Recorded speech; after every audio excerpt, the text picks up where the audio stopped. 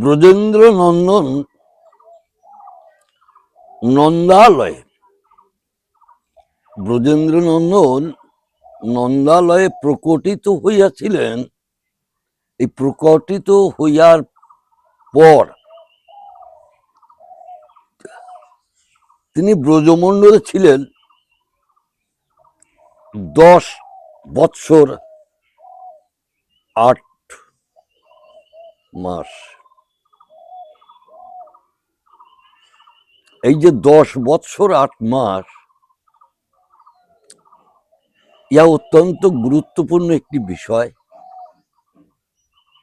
যে বিষয়টার মধ্যে আধ্যাত্মিক তত্ত্ববস্তু কিছু গোপন করা আছে।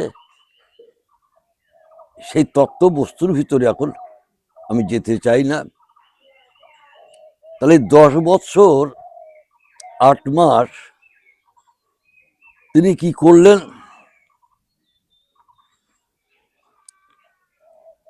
না, ব্রজ ভূমিতে তিনি ছিলেন। এই 10 বৎসর 8 মাস অতিবাহিত হওয়ার পর মথুরায় গিয়ে কংস বধান্তর,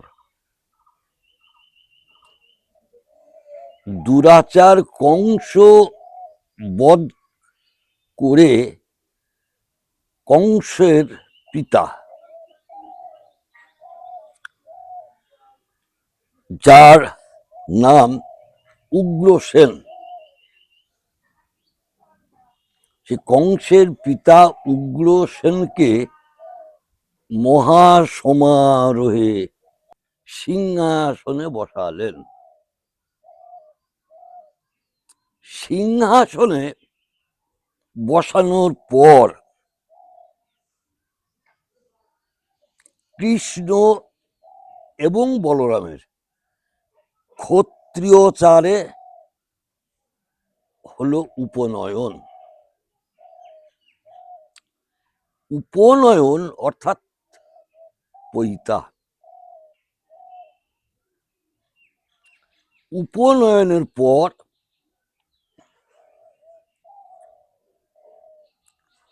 গুরুগৃহে গমন।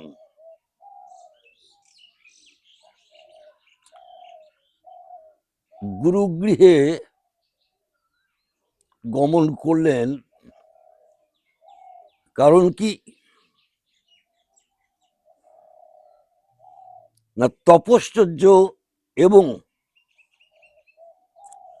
অধ্যয়ন করলেন শাস্ত্র বিধি মতে।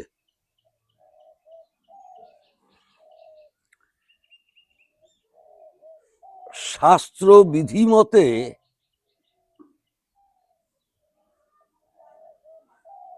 শিক্ষা লাভ করার পর যমালয় থেকে গুরুর পুত্রকে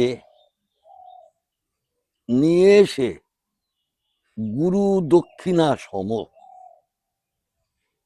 ফিরিয়ে দিলেন গুরুদেবের কাছে।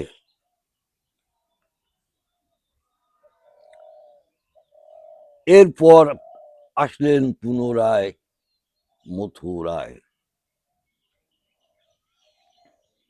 মথুরায় এসে মথুরার যে উত্তর যে প্রাসাদ, সেই প্রাসাদে চন্দ্রশালিকার উপর দাঁড়াইয়া অনেক দিন পর আজ দর্শন করছেন সেই প্রবাহিনী যমুনা। প্রবাহিনী যমুনাকে দর্শন করার পর ব্রজরাজের অন্তরে এক ভীষণ বিরহ ভাব প্রস্ফুটিত হয়ে উঠল। কেন? একদিকে প্রবাহিনী যমুনাতে রাধা রানীকে সঙ্গে এবং সমস্ত গোপীদেরকে নিয়ে যত লীলা বিহার করেছিলেন, সেই সমস্ত দৃশ্য তার অঙ্কপটে যখন প্রস্ফুটিত হচ্ছিল, তখন ভগবান শ্রীকৃষ্ণ, সেই ব্রজরাজ, তারও বিরহ বেদনা উদ্ভাসিত হয়েছিল। এই কারণবশত তিনি কি করলেন না, সে ব্রজের সংবাদ পাবার উৎসুকে উদ্ধবকে ডেকে ব্রজে পাঠালেন।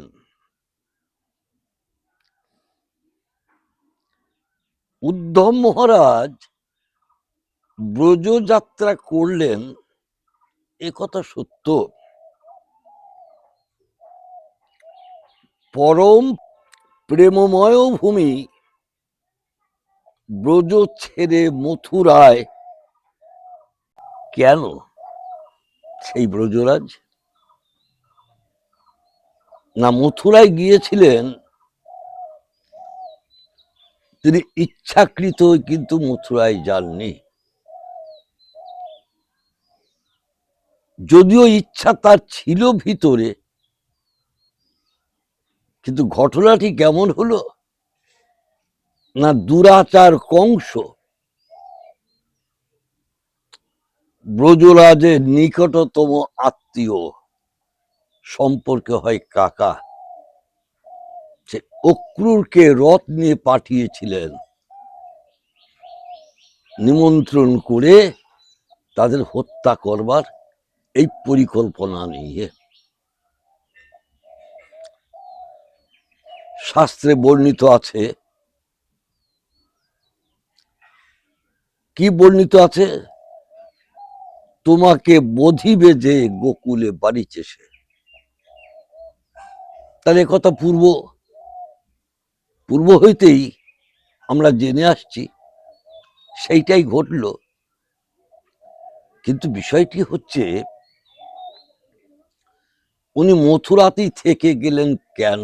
কেন ব্রজে ফিরে গেলেন না? মহাজন দুটো দিক উল্লেখ করেছেন। একটা দিক হচ্ছে ব্রজভূমি,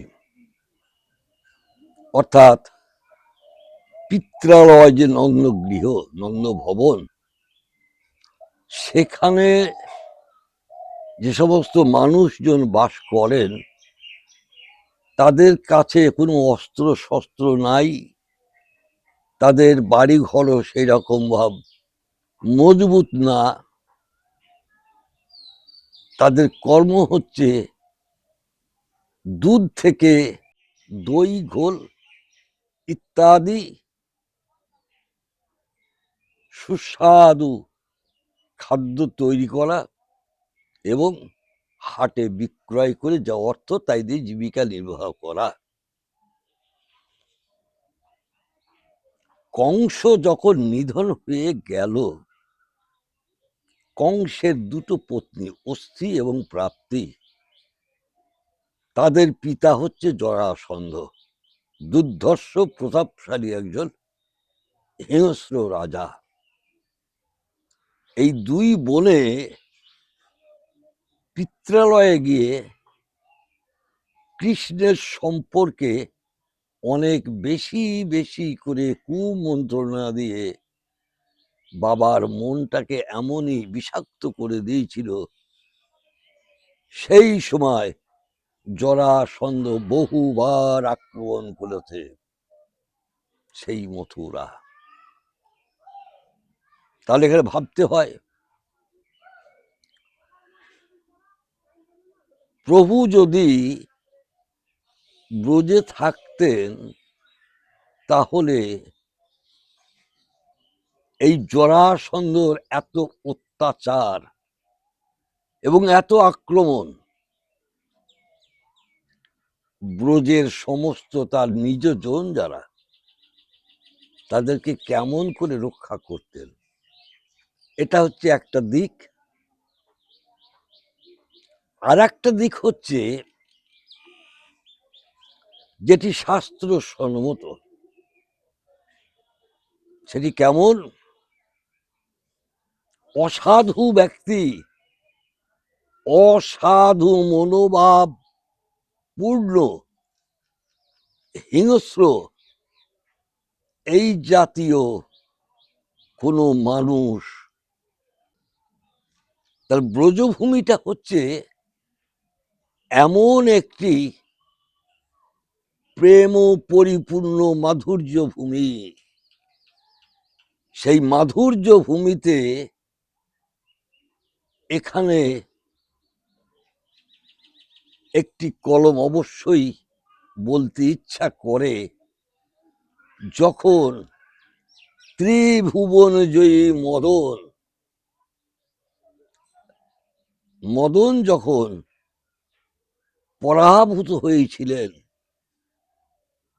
5টি বাণ নিঃশেষ হয়ে গিয়েছিল, এক একটি বাণ যখন রাধা গোবিন্দ যুগলে শয়ন ছিলেন শয়নে, তুনে বাণ যোজনা করার পর সেই বাণ যখন ফুলের মালা হয়ে একে একে সম্বর্ধনা করেছিলেন, সেইখান থেকে আমরা একটা শিক্ষা পেয়েছি।